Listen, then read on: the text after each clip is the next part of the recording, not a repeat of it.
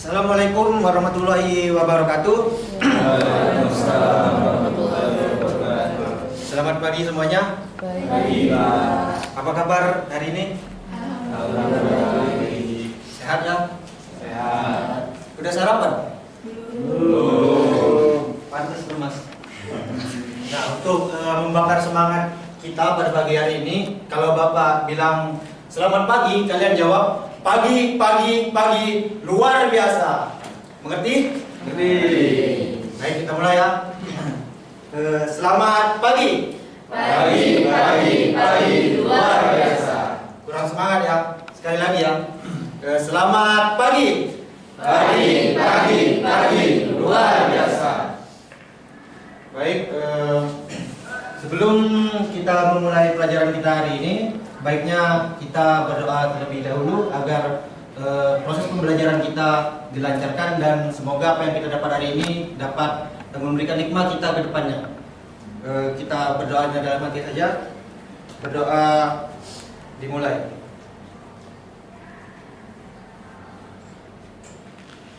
Berdoa selesai.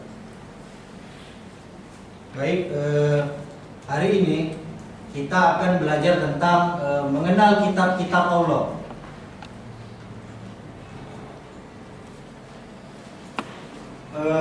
Ada yang tahu apa saja kitab-kitab Allah? Belum tahu? Kitab-kitab Allah itu ada 4, yaitu Taurat, Injil, Zabur, dan Al-Quran. Nah, mengetahui dan mengimani kitab-kitab Allah itu termasuk rukun iman yang keberapa? Ada yang tahu? Rukun iman yang ketiga. Bagus. Nah, apa itu kitab Allah? Kitab Allah adalah kumpulan firman Allah yang diwahyukan kepada Nabi dan Rasul melalui malaikat Jibril. Jadi Allah memberikan kepada Nabi dan Rasul wahyunya untuk umat manusia sebagai pedoman hidup dalam menjalani kita dalam hidup di dunia. Selanjutnya, nah yang pertama itu ada kitab Zabur. Kitab Zabur diwahyukan kepada Nabi Daud alaihi wassalam. Disebut juga dengan Mazmur. Diturunkan pada abad ke-10 sebelum Masehi di Yerusalem. Kitab Zabur lebih menekankan kepada pujian-pujian dan doa-doa kepada Allah. Karena pada zaman Nabi Daud banyak Bani Israel yang melupakan Allah. Jadi isi dari kitab Zabur banyak pujian-pujian dan doa-doa yang mendekatkan kepada Allah agar kita senantiasa selalu ingat kepada Allah, mau itu dalam keadaan terkena musibah, mau dalam senang ataupun sebagainya, karena semuanya hanya milik Allah. Di dunia ini semuanya akan kembali kepada Allah. Maka kita sebagai umat muslim harus selalu mengingat selalu nama Allah di dalam hati kita. Lalu selanjutnya ada kitab Taurat. Taurat diwahyukan kepada Nabi Musa alaihi wassalam. Diturunkan pada abad ke-12 sebelum Masehi. Kitab ini diturunkan di Bukit Sinai dan menggunakan bahasa Ibrani.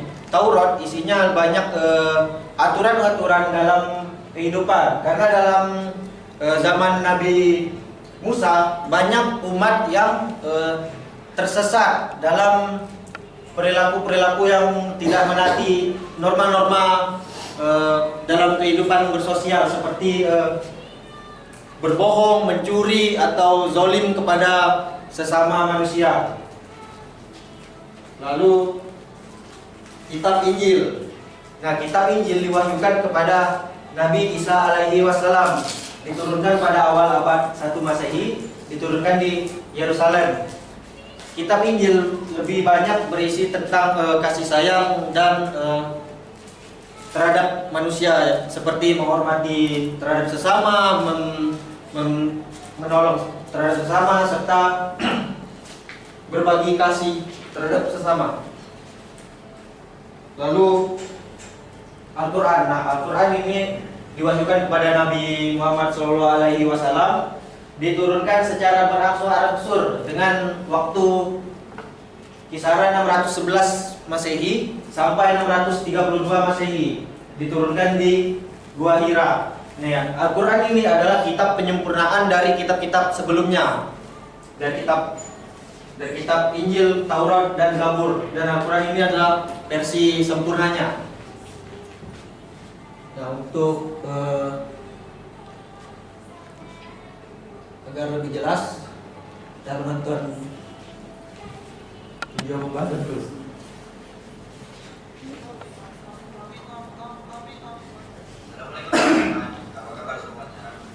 Mohon disimak ya. Jumpa lagi dengan saya, Artiono. Nah, pada kesempatan kali ini, insya Allah kita akan mempelajari materi tentang mengenal kitab-kitab Allah. Nah, untuk memudahkan teman-teman memahami materi ini, mari kita simak video penjelasan berikut ini. Kitab Allah adalah kumpulan firman Allah yang dituliskan. Kitab Allah diturunkan kepada para Rasul Allah dengan perantaraan Malaikat Jibril untuk disampaikan kepada umat manusia. Nah, kitab yang pertama adalah Kitab Zabur. Kitab Zabur diturunkan kepada Nabi Daud alaihi salam. Kitab Zabur disebut juga dengan Mazmur. Kitab Zabur diturunkan pada abad ke-10 sebelum Masehi di daerah Yerusalem. Selanjutnya ada Kitab Taurat. Taurat diturunkan kepada Nabi Musa alaihi salam pada abad ke-12 sebelum Masehi di Bukit Sinai. Bahasa yang digunakan dalam kitab Taurat adalah bahasa Ibrani. Kitab ini dijadikan pedoman bagi Bani Israel. Lalu ada Kitab Injil. Kitab Injil diturunkan kepada Nabi Isa alaihi salam pada awal abad ke-1 Masehi. Kitab Injil diturunkan di daerah Yerusalem. Kitab ini ditulis pada awalnya dengan menggunakan bahasa Suryani. Kitab ini menjadi pedoman bagi kaum Nabi Isa, yaitu Nasrani. Isi pokoknya yaitu ajaran untuk hidup menjauhi kerusakan dan ketamakan dunia. Dan yang terakhir ada Kitab Al-Quran. Kitab Al-Quran diwahyukan kepada Nabi Muhammad SAW sebagai pedoman bagi seluruh umat manusia. Al-Quran diturunkan secara berangsur-angsur pada abad ke-7 Masehi dengan kurun waktu 611 Masehi sampai 632 Masehi. Kitab ini diturunkan di Gua Hira, Arab Saudi, tepatnya di puncak Jabal Nur, sekitar 7 km dari Masjidil Haram.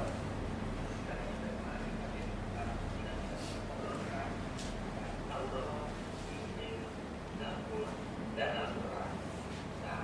Nah, sebagai umat Islam, harus mengimani bahwa sebelum Al-Quran terdapat kitab-kitab Allah yang lebih dahulu menjadi petunjuk bagi umat manusia. Kitab-kitab Allah termasuk pengawalan dari rukun iman yang ketiga. Baiklah teman-teman, sampai di sini dulu yang pembelajaran kita kali ini. Sampai bertemu kembali di pelajaran berikutnya. Terima kasih. Assalamualaikum warahmatullahi wabarakatuh.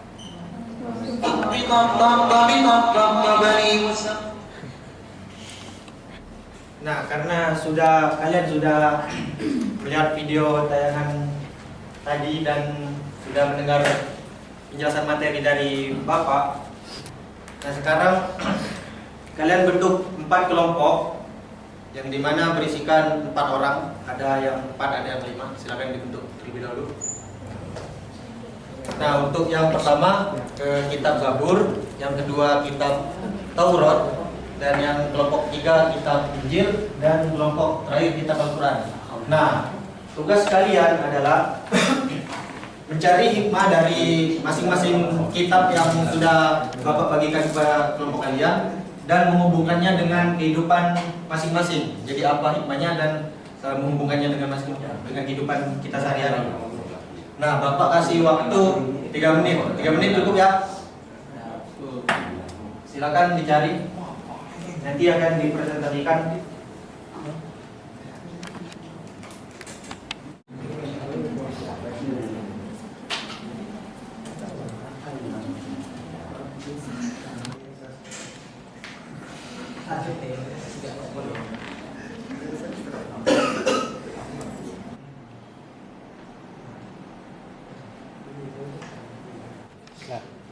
Semuanya sudah ya?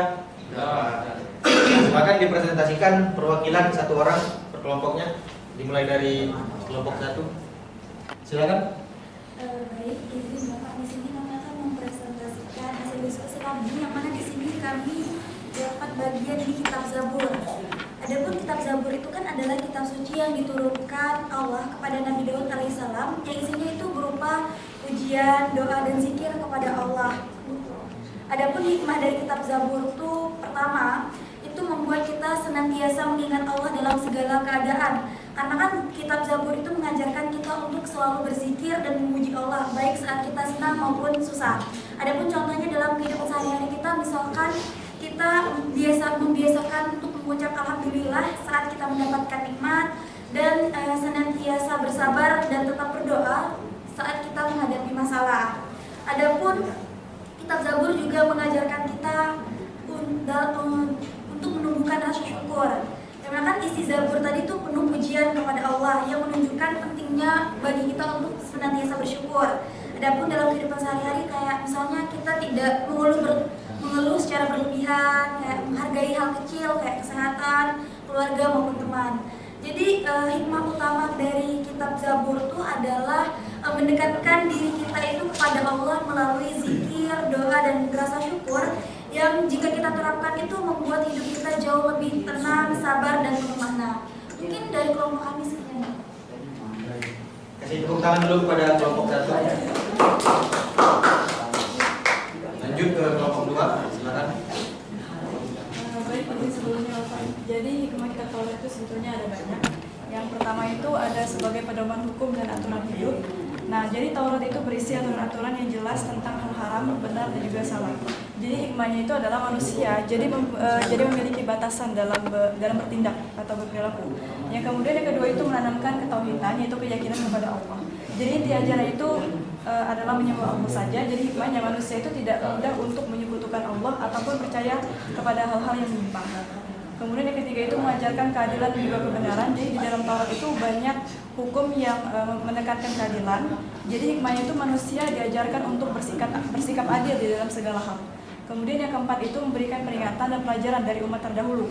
Jadi ada kisah-kisah sebagai ibrah atau pelajaran. Hikmahnya itu kita bisa belajar dari kesalahan orang lain. Seperti itu. Kasih tepuk tangan dulu kepada kelompok. Lanjut ke kelompok berikutnya. Iya.